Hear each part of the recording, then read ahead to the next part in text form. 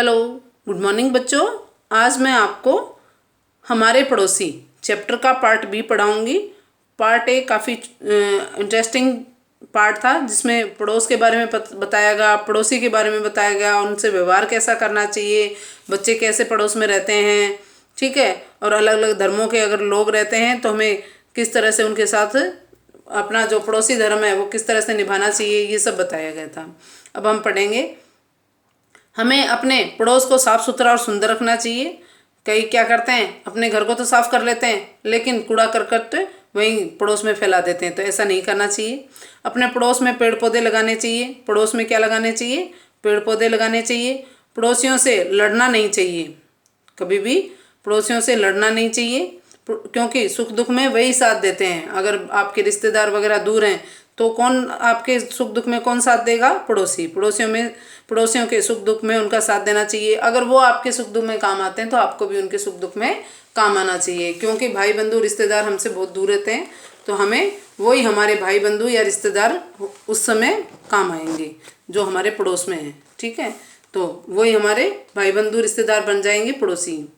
आपने सुना होगा ना, आपके भी पड़ोस में, जैसे आप तो शर्मा हो और पड़ोस में कोई कुमावत रहते हैं, ठीक है, तो आपके उनको अंकल और आंटी बोलते हो।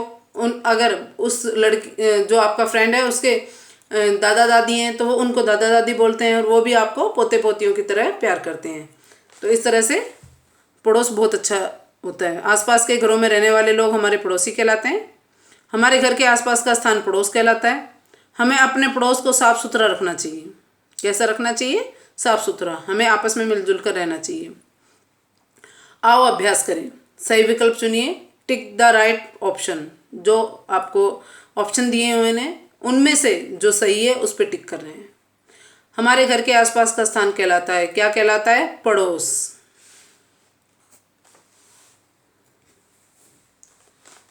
हमें अपने पड़ोस को कैसा रखना चाहिए? साफ सुथरा। गंदा लापरवाह है, हमें साफ सुथरा रखना चाहिए। अब प्रश्नों के उत्तर, निम्नलिखित प्रश्नों के उत्तर दीजिए।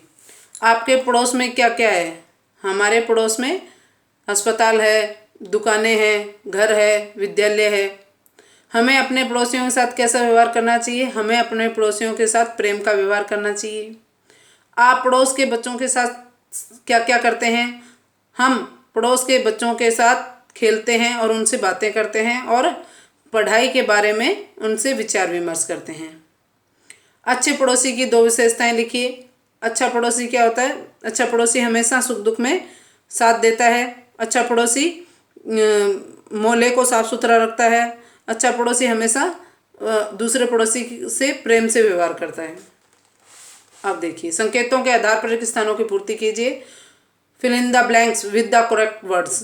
जो भी आपको ये वर्ड दिए गए हैं उनमें से जो उचित है वो इनमें भरें।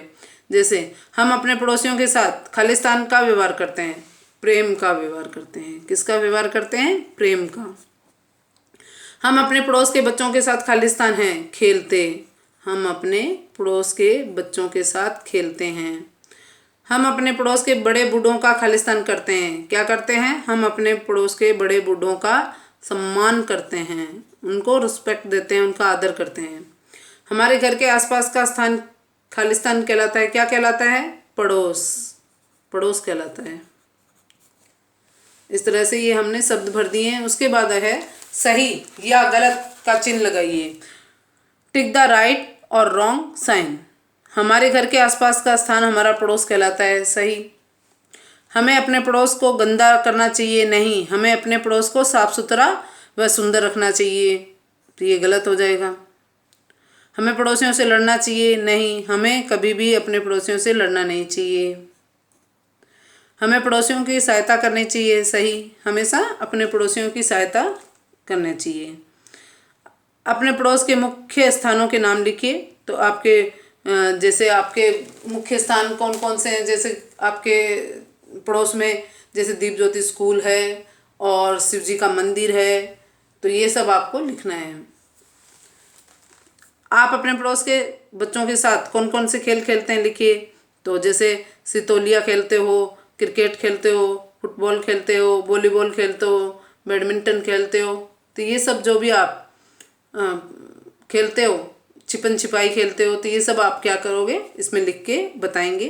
तो इस तरह से ये आपका चैप्टर पूरा कंप्लीट हो गया है, पूरा हो गया है। आप सभी बच्चों को इसमें से ओनली क्वेश्चन आंसर क्या करने हैं, कॉपी में करने हैं, और लास्ट क्रियात्मक विकास वाला सेकंड जो क्वेश्चन है उसकी खेलों की लिस्ट, जो आप पड़ोस में खेलते हो उनकी खेलों की लिस्ट आपको बनानी है और कॉपी में लिखनी है। तो मैं उम्मीद करती हूँ सभी बच्चों को वीडियो काफ़ी अच्छा लगा हुआ है।